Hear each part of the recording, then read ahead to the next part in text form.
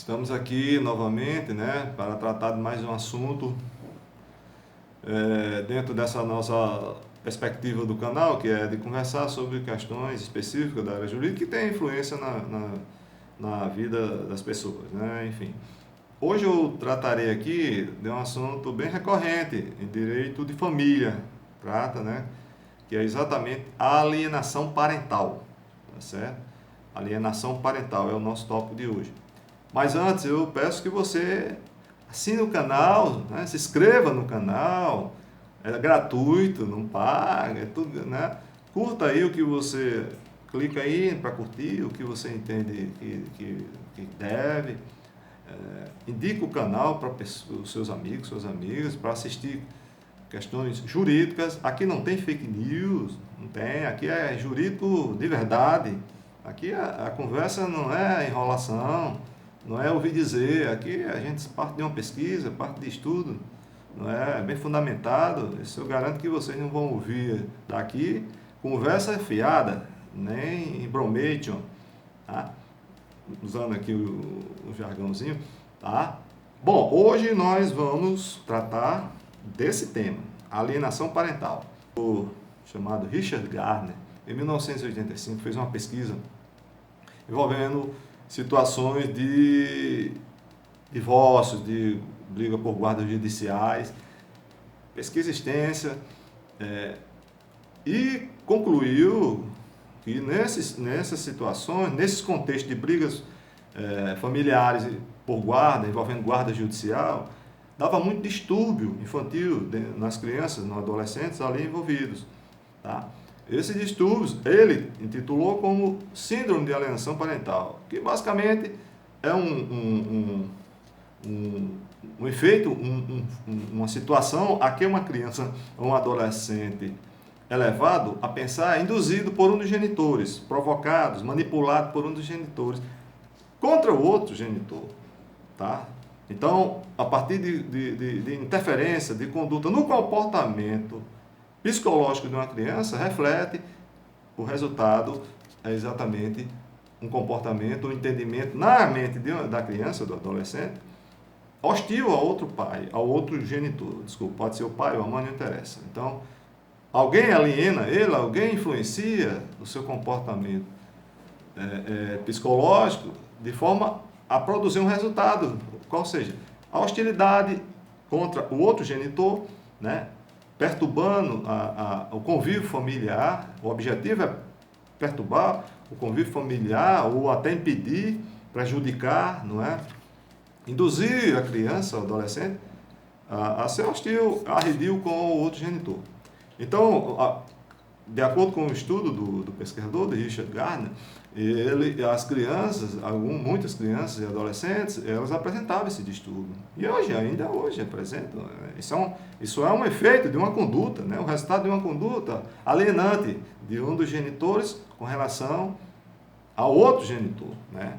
Por vingança ou por motivos outros, um genitor, digamos, influencia, né?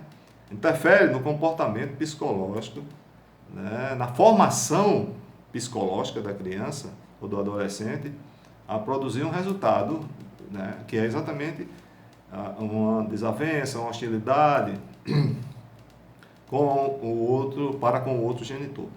Tá? Isso é, em resumo, o comportamento a que o pesquisador citado chamou de síndrome de alienação parental.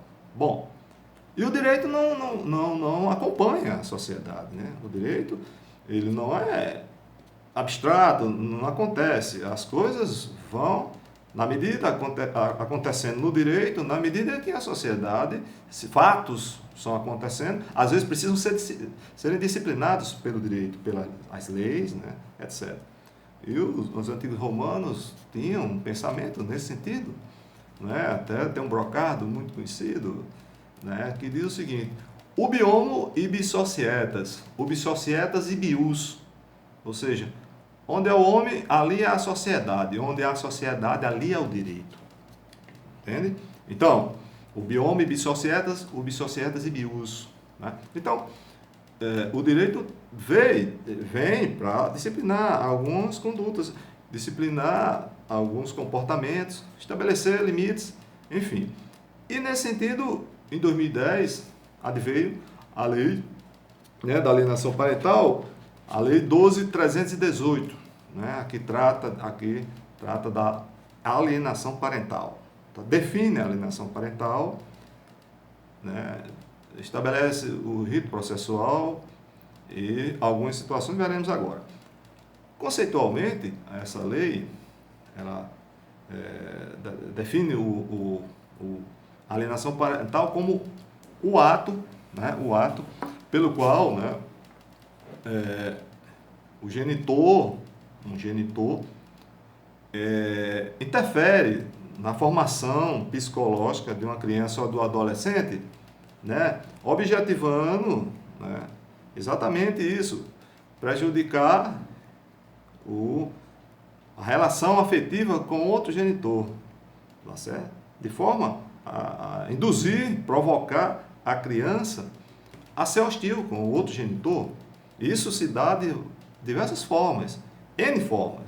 A lei estabelece algumas situações que se configuram como uma alienação parental. Uma lista exemplificativa, tá? Ou seja, números apertos. Ou seja, não é uma relação fechada. Tá? Então, várias situações na vida real podem se configurar a depender a juízo, né? A juízo de quem está analisando o processo. Então, reiteradas situações, de forma contínua, um genitor interfere na formação psicológica da criança ou do adolescente, induzindo ou provocando a hostilidades, né? A pensar, ter uma ideia do seu outro genitor, uma ideia errada. Com qual fim? Qual finalidade? Prejudicar o convívio familiar, o convívio afetivo dele, criança ou adolescente, com outro genitor. E de diversas formas pode fazer isso, não é? Difamando o genitor, inventando mentiras sobre o outro genitor, é comum isso acontecer em algumas situações, onde está em litígio uma guarda judicial, né?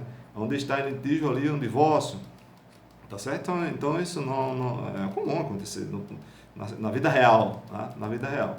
Bom, e quando isso acontece, a vítima dessa alienação, ela pode ingressar em juízo, né? Reclamando essa alienação, reclamando isso, querendo responsabilização. A lei prevê isso, tá certo? A lei federal, que eu acabei de citar, de 2010, prevê isso aí. Quando isso acontece, processualmente, você que está se sentindo prejudicado ou vítima dessa alienação, um genitor, o outro genitor, por exemplo, ingressa em juízo para resolver o problema, para acabar com isso e ter exercer o seu direito de um bom convívio com seu filho ou com sua filha, não interessa. Como se faz? Você constitui advogado, ingressa em juízo com ação judicial autônoma ou incidentalmente, digo já o que é, tá? E no processo, havendo indícios, né? Indício de alienação parental, o juiz declara o indício, que está havendo esse indício, o juiz declara, de imediato abre vista ao Ministério Público, para o Ministério Público opinar, tá? Bem como pode tomar medidas necessárias urgentes para tentar corrigir o problema de forma liminar, digamos assim. Tomar algumas medidas necessárias, sempre dentro daquela concepção do princípio da proteção integral à criança ou ao adolescente. E outro princípio também que rege aqui, essa demanda envolvendo a alienação parental, é exatamente o direito da criança ao convívio familiar, ao bom convívio familiar. Isso é um princípio, isso é um direito fundamental da criança e do adolescente. E no caso, é o direito do genitor, que não tem a guarda e que tem o direito à visita, por exemplo, de uma criança, a visitação, depois de um divórcio ou depois de um litígio envolvendo guarda judicial, é estabelecida a sua visitação, os dias em que ele vai visitar. E esse é um direito para o bom convívio familiar entre os familiares, na verdade a convivência familiar envolvendo a criança. No meio da história aí tem uma criança ou um adolescente que está sendo alienada, que está sendo manipulada por um familiar dela, em desfavor do outro familiar. Importante destacar que essa questão da alienação parental, ela não envolve necessariamente, tão somente, genitores. Pode envolver os parentes, avós, tá? Os avós, os familiares, irmãos.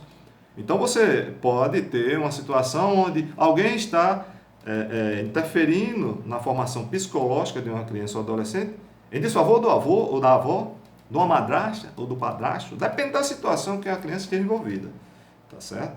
Bom, quando acontece isso, processualmente é resolvido na justiça através de um processo, tá, judicial.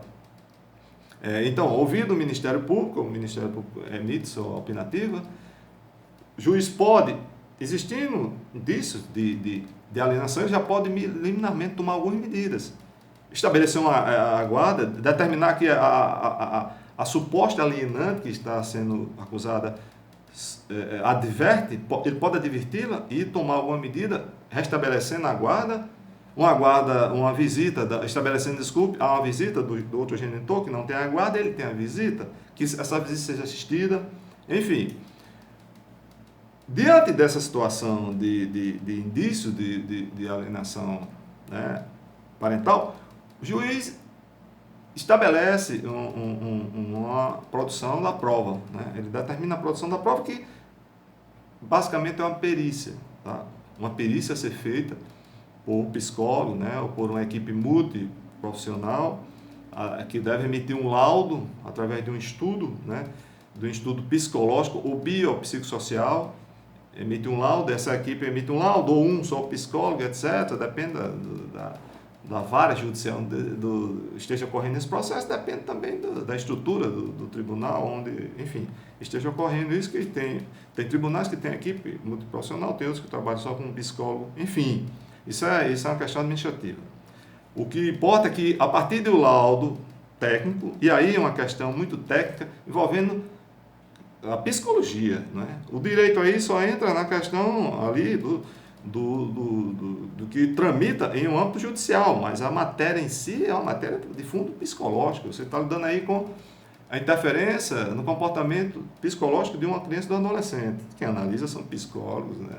Pesquisa, entrevista de família, faz o que tem que fazer, o estudo dentro do âmbito da psicologia e da assistência social e emite um laudo conclusivo. Bom, a partir do laudo conclusivo, o juiz toma a sua decisão no processo. E quais são as medidas que um juiz pode tomar, previstas em lei, nenhuma situação configurada como alienação parental?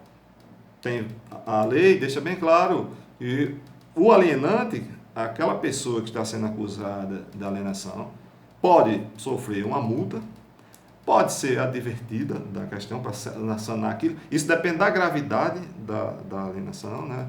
Depende muito da gravidade. O juiz pode determinar também que altere a guarda judicial de quem tem a guarda, passe para outra pessoa, outro genitor, digamos.